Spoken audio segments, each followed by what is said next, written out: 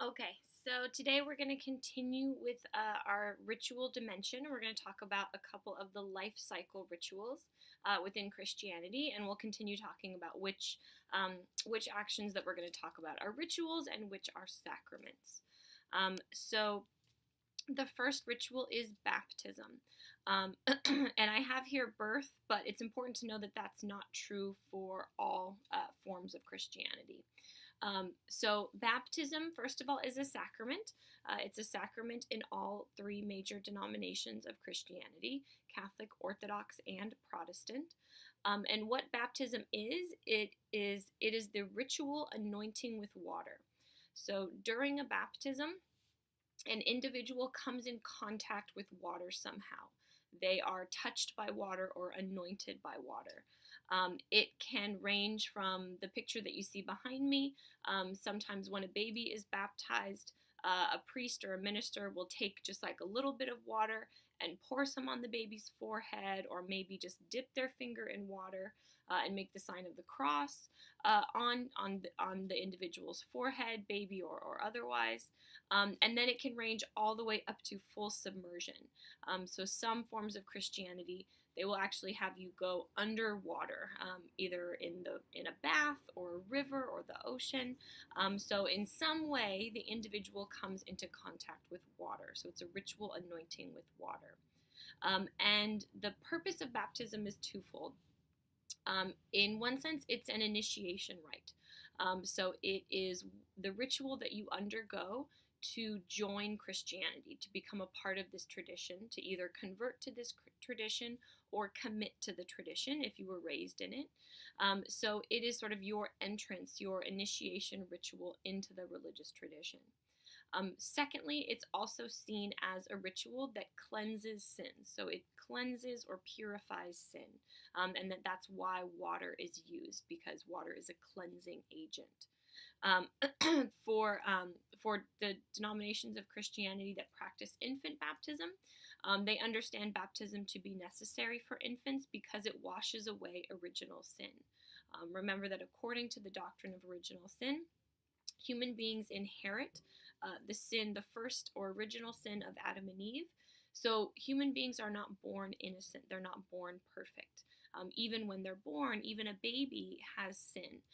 So that needs to be washed away through the rite of baptism. And then if one does it later, when they're entering the Christian tradition, it's also seen as a cleansing of sins as you enter, sort of a renewal, purification, sort of, becoming a forgiven individual as you enter into the Christian tradition. So that's what the ritual is, and a couple things that it means. For different Christians, they perform baptism at different times. So as I mentioned, for Catholic and Orthodox Christians, they baptize individuals as babies. So if you're born into the Catholic or Orthodox tradition, you are baptized usually when you're a couple days, a couple weeks, a couple months old. So it's important that infants are baptized within those traditions. But Martin Luther, one of his problems with the Catholic Church was with infant baptism.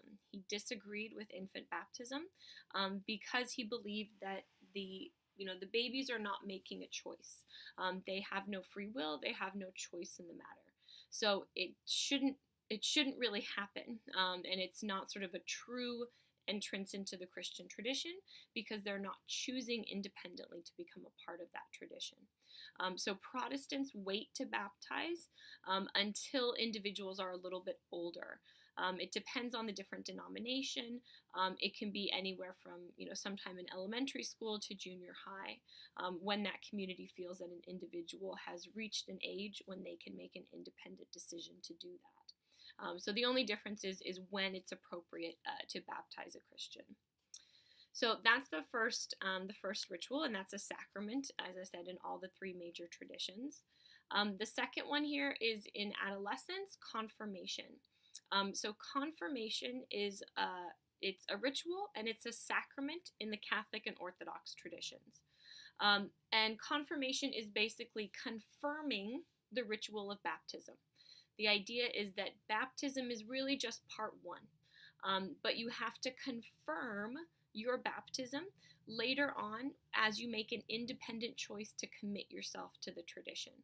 So if you are Catholic, you're baptized as an individual, but then when you get into usually junior high, it's time for you to make that free and independent decision. Now that you have reached an age of reason, an age of consent, you can make that independent choice for yourself. So confirmation is usually some sort of educational process where individuals learn about their religious tradition and then decide to make an independent or free choice to commit themselves to the tradition. So that's done a little bit later. And basically for Protestant Christians, confirmation comes before baptism. So the idea is that you postpone the baptism until after confirmation. That's when you learn about the religious tradition, you go through some sort of educational process, and then you decide to become baptized. So it's in all the traditions, it's kind of a similar idea. It's just when is it most appropriate to have these different rituals or rites. In midlife, there's a couple of different options for various denominations of Christians. Most Christians are encouraged to get married and to have a family. And in the combining Catholic and Orthodox, in the Catholic and Orthodox traditions, marriage is a sacrament, not in the Protestant tradition. So a Catholic, Orthodox, or Protestant can choose to get married and to have a family. However, there is another option for those who are in the Catholic or Orthodox traditions. And Catholic and Orthodox Christianity basically acknowledge that marriage is not for everyone. The family life is not for everyone. So for those individuals, there is another choice. They can join a religious order or become ordained. So joining a religious order means that you can become a monk or a nun. So the Catholic tradition, as well as the Orthodox tradition, has monks and nuns. These are men and women who have decided that marriage and the family life is not for them. They would rather devote their lives to God, devote their lives to the church. So they take vows of celibacy, poverty, and obedience. They usually live in a monastery or a convent with other monks and nuns, and they really dedicate their lives to study, spirituality, and service. And that's what they have chosen for their life instead of getting married and having a family. Or they can become ordained, and ordained means to become a priest, a deacon, someone who is a leader within the church, and that can be for Catholic or Orthodox. So there are a couple choices if you're Catholic or Orthodox. Protestants really just encourage that everyone gets married and has a family. You don't have to, but it's encouraged, or it's an option for everyone. There are no Protestant, there's no Protestant nuns or Protestant monks. So that type of life is really just reserved for the Catholic and Orthodox tradition. So those are options, and for Catholic and Orthodox Christianity, marriage is a sacrament, and what's called taking holy orders is a sacrament, and that means becoming a monk, nun, or a priest. So those are the two options. So that's why even though there are 7 sacraments in the Catholic and Orthodox traditions, you could really only do 6 of them in one lifetime, because 2 of them involve making a choice. You can either, participate in the sacrament of marriage, or you can participate in the sacrament of taking holy orders, deciding to dedicate your life to the church instead. And then the last ritual that I have here for end of life is something called anointing of the sick. This is a sacrament in the Catholic and Orthodox tradition. It's different from last rites, if you've heard of last rites before. The ritual or sacrament of last rites is just basically your last time going through reconciliation and the taking of the Eucharist.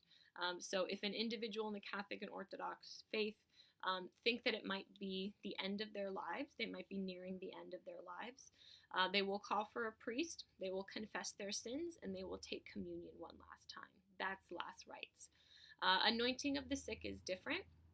It's a ritual that is done by a priest on behalf of someone who is sick, who they hope to get better. So it's someone who is going through an illness or an injury or some sort of sickness, but the idea is that that person can recover. Last rites is administered if it's, looks like it's going to be the end of their lives. But anointing of the sick is when a priest comes and ritually anoints the individual with oil, says some prayers over them, and the prayers are directed towards recovery, that they hope that that individual gets better.